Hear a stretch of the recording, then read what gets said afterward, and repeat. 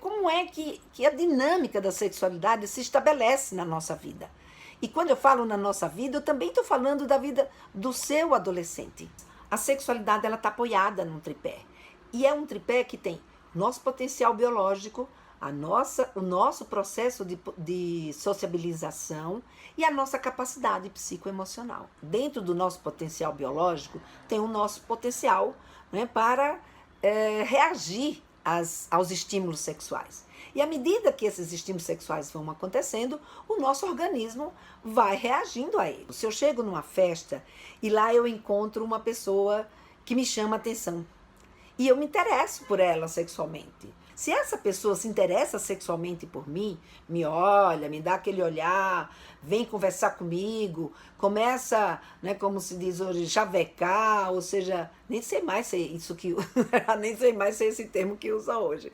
Mas enfim, começa a te provocar e demonstrar que também está interessado, você começa então a responder com o seu organismo a esses estímulos que ele está lhe provocando. E isso aguça o seu desejo sexual. Se essa pessoa começa então a te provocar sexualmente, ou seja, agora não só olhar e nem conversar, mas ela começa a te chama para dançar e nessa dança começa a falar no seu pé do ouvido, começa, enfim, fazer alguns tipos de carícia, essa excitação ela vai subindo. Se mais adiante eu permito que essas provocações sexuais elas comecem a entrar num grau de intimidade maior e a gente vá mesmo para um ato sexual, essa excitação vai cada vez aumentando mais.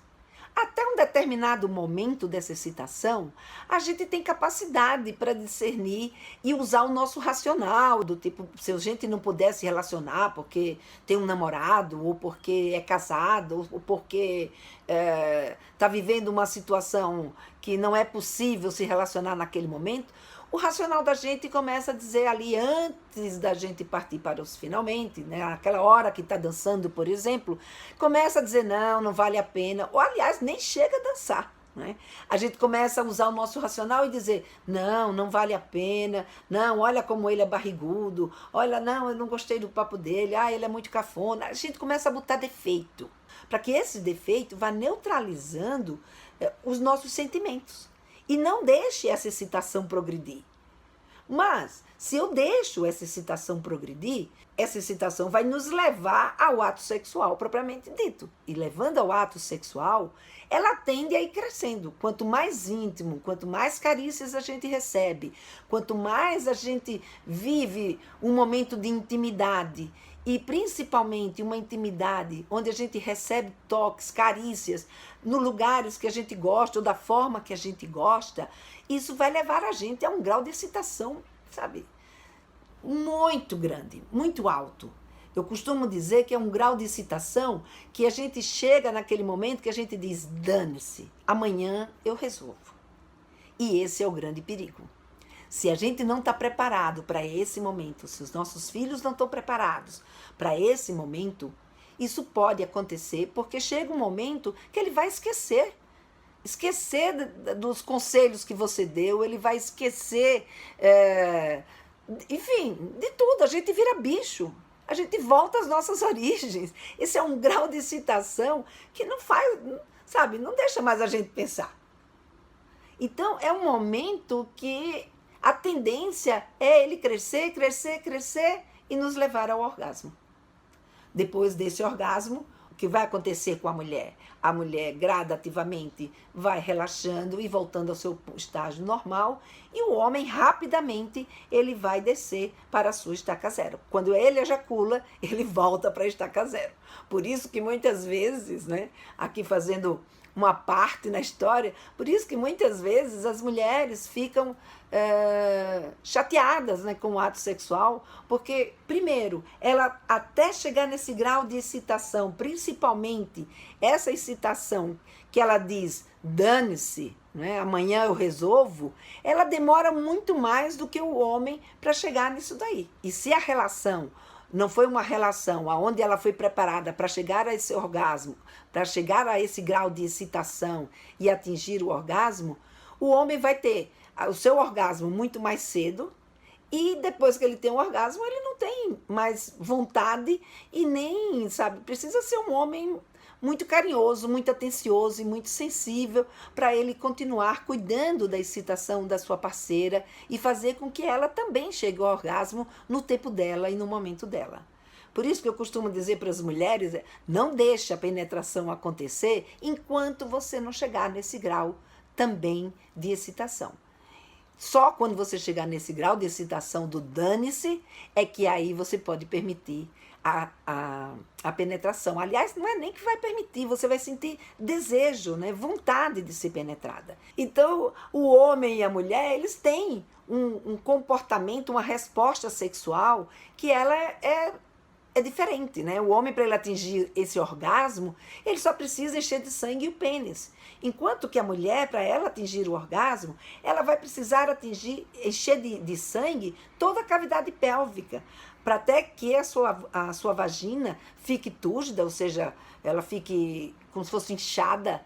E esse inchaço que ela tem na parede da vagina é que vai tornar essa vagina mais sensível e capaz dela ser estimulada ao orgasmo durante a relação sexual. Senão, esse ato sexual não vai levar essa mulher ao orgasmo. E aí, como ele, depois que ejacula, não quer mais saber da brincadeira, o que acontece? Muitas vezes a gente não fica gratificada nesse relacionamento sexual. Então, fechando esse parêntese, né? Durante a adolescência, esse estímulo sexual, ele é muito mais forte, ele é muito mais rápido. Enquanto uma pessoa adulta leva um determinado tempo para atingir esse tipo de excitação, na adolescência essa excitação, sabe, é um piscar de olhos e quando se vê, já se está envolvido a esse ponto com a outra pessoa. Então é muito importante que o seu filho, a sua filha saiba disso. Isso não vai levar ninguém, né, a fazer sexo sem querer. Muito pelo contrário, isso vai ajudar a ele a identificar como é que esse processo biológico acontece dentro deles quando eles começam a receber estímulo sexual.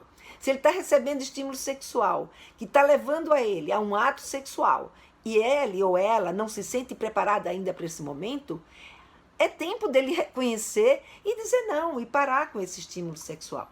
Mas se ele não souber como fazer isso, ele vai se deixar levar, ou ela vai se deixar levar, e aí pode até ter um ato sexual sem que eles ainda se sintam preparados para isso. E não é isso que você quer, não é? Como eu não quis, eu tenho certeza absoluta que ninguém quer que o seu filho ou a sua filha tenha um ato sexual porque não foi capaz de perceber que aquele não era o momento para eles viverem isso que eles estão vivendo. Eu estou trazendo essa parte biológica porque quando o homem ou a mulher recebe um estímulo sexual, e repito, o homem e a mulher, não vamos negar que a mulher não sente desejo sexual, porque ela sente. Ela sente desejo, ela sente excitação e ela chega ao orgasmo, mesmo que ela seja uma adolescente. E isso tudo vai depender da oportunidade que ela tiver. Então, é muito importante que eles saibam como o seu corpo reage, como o seu corpo percebe esse tipo de momento, esse tipo de situação que eles estão vivendo. Porque quando se recebe um estímulo sexual, a tendência da gente é querer que esse desejo, principalmente quando chega naquele momento, né, do dane-se, o desejo da gente é que exatamente esse ato sexual se consuma. Porque enquanto a gente não consegue, realizar essa nossa vontade, esse nosso desejo, fica tudo aquela inquietação, aquela energia mal localizada, uma angústia misturado com irritação que a gente não sabe de onde vem, e muitas vezes é em função de um ato sexual que não se consumou, ou de uma atividade sexual, como a masturbação, por exemplo, que não se consumou, que não chegou aos finalmente, né, desse processo que foi iniciado biologicamente. Por outro lado, a gente tem também, porque a gente não é mais bicho, né? Quer dizer, a gente continua bicho, mas a gente é um bicho que age também de acordo com outros parâmetros. A gente não deixa o nosso lado instintivo dominar o nosso jeito de lidar com o nosso comportamento sexual. A gente tem formas de controlar esse comportamento sexual. E isso quem dita é a nossa sociedade. Portanto, hoje que a gente vive numa sociedade com tanta gente e que essa sociedade já se organizou, ela vai ditar as normas de comportamento. Como eu disse, antigamente, uma das normas de comportamento era que a mulher não podia ter sua primeira relação sexual antes do casamento. Hoje, o que diz a nossa sociedade em relação a isso? Tem famílias que diz que pode, sim, ter essa relação sexual antes do casamento. Tem outras famílias que continuam tradicionais, que dizem não pode ter essa relação sexual antes do casamento. E tem famílias que não sabem muito bem ainda, uma hora ela permite, outra hora ela não permite. Ou seja, tem famílias que vão lidar de maneiras adversas. E esses valores, esses mitos e essas expectativas que a gente cria em relação ao comportamento sexual dos nossos filhos, vai depender exatamente dessa cultura que ele está inserido. Da cultura e da bagagem que você traz da sua história, do seu modo de ser, ou seja, do seu modelo como pai ou do seu modelo como mãe. E você vai passar isso no seu dia a dia para o seu filho. E ele vai aprender quais são essas regras de comportamento que ele tem que ter. Então, ele pode beijar o seu namorado em qualquer lugar?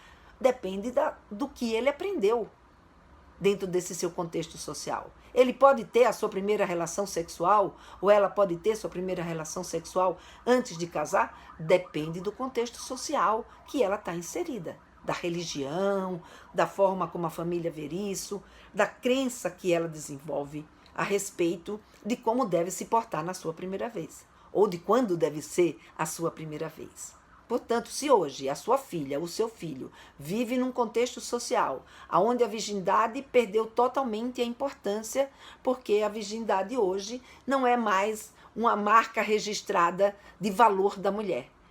A virgindade hoje é uma questão de ideologia de cada um. É uma questão de definição própria, se eu quero ou não quero ser virgem até o casamento. E isso vai depender desse contexto social que eu coloquei aqui para vocês.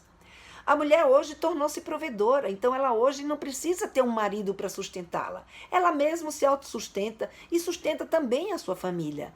Portanto, esse é outro fato que interfere significativamente nas decisões e na forma como a mulher ou como o homem vai lidar com a sua sexualidade. A ampliação da escolaridade. Hoje o que a gente vê aí é que para você ser essa provedora, principalmente se você tem possibilidade de estudar, você vai ter muitos anos de estudo. E aí fica muito difícil a gente ter uma expectativa de que a nossa filha só queira ter a sua primeira relação sexual depois que ela se casar. Porque entre ela começar a se interessar sexualmente por outra pessoa e ela vir a se casar, é um tempo muito longo. É um tempo, nossa, é uma distância, são quase, 10, 15 anos, né? Dependendo do que ela estude, dependendo do que ela faça profissionalmente. Esse acesso à informação, a privacidade no grupo, a intimidade no relacionamento e tudo isso aí que eu coloquei para vocês, faz com que hoje a gente olhar para a nossa filha ou olhar para o nosso filho e acreditar, não, eles não vão fazer sexo até o casamento. Você acha que isso é possível?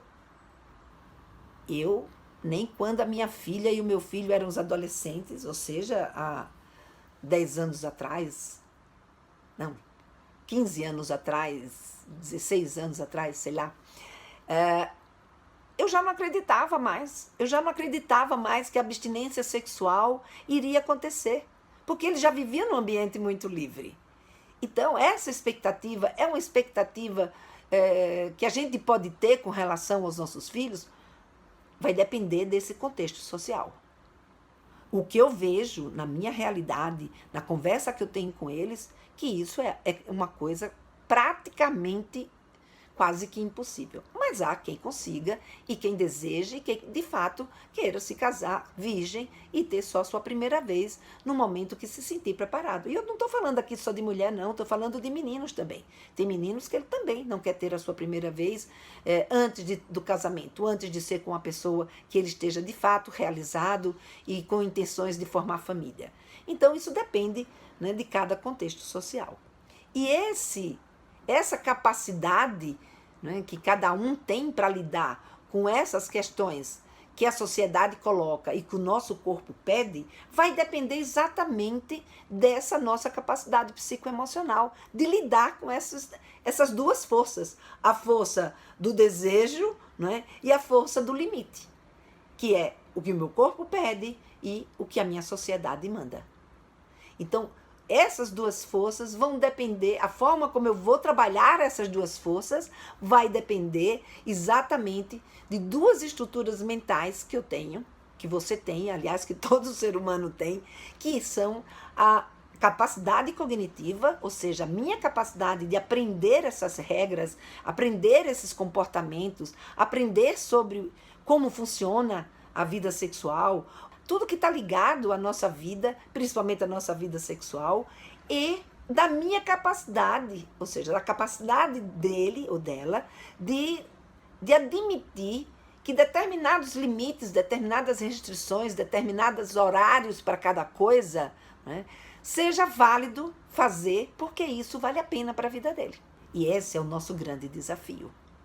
Porque o conteúdo a gente fala e eles até aprendem. Se você perguntar para o seu filho ou sua filha se as pessoas quando fazem sexo precisam usar camisinha, por exemplo, eu tenho certeza absoluta que todos eles vão dizer sim. E aí ele fala, para que precisa falar de educação sexual com o nosso filho se ele já sabe que precisa usar camisinha? Mas não é bem assim. Ele pode até saber, mas ele pode não identificar isso como uma coisa válida na vida dele. Por exemplo, se ele achar que ele controla tudo, e que ele vai, por exemplo, controlar o momento da ejaculação dele, e na hora que ele for ejacular, ele retira o pênis de dentro da vagina da sua namorada e está tudo resolvido. Ou que não, que a sua namorada ele sabe identificar, que ele percebeu, ou ela percebeu que não precisa usar camisinha, porque, nossa, ele é um menino, sabe, que eu conheço a família, que a gente já se conhece há tanto tempo. E aliás, ele é tão cheiroso, é tão gostoso. Só que não é bem assim. Ele só vai perceber que não é bem assim se isso tocar na vida dele. Se isso fizer com que ele ou ela perceba que vale a pena sim se prevenir. Que vale a pena sim só ter uma relação sexual quando ele ou ela estiver pronto. Que sim, que vale a pena para a vida deles o que ele aprendeu, ele pôr em prática. Porque não é fácil. E você sabe que deve ter algumas coisas na sua vida que você aprendeu e que você não põe em prática. Você até sabe, teoricamente a gente sabe. E isso faz mal. Mas entre isso fazer mal e eu de fato abrir mão disso, nossa senhora, é bem difícil. Eu sei porque fui fumante. E eu sempre soube que cigarro faz mal. Mas até eu parar de fumar, eu tive que entender não que o cigarro faz mal, mas que para a minha vida ele estava fazendo mal. Porque ele podia fazer mal, mas eu não achava que estava fazendo mal à minha vida. Só no momento que eu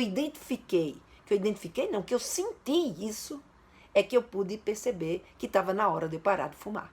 E já faz um tempo aí que eu estou sem fumar e estou bem feliz com essa atitude que eu tomei. Mas isso era impensável, né? Algum tempo atrás. Mas quando vinha com esse papo, eu já cortava de cara. Portanto, a mesma coisa vai acontecer com seu filho, com a sua filha, em relação ao seu comportamento sexual e principalmente com relação à prevenção de doenças sexualmente transmissíveis e da gravidez na adolescência. A educação sexual, a possibilidade dele poder conversar, dele poder entender, dele poder saber, e não só saber, mas perceber através dessa conversa, através dos exemplos que a gente dá, através da vivência que ele tem, né? Ele poder então perceber que vale a pena ele se prevenir, que vale a pena ele cuidar da sua vida sexual.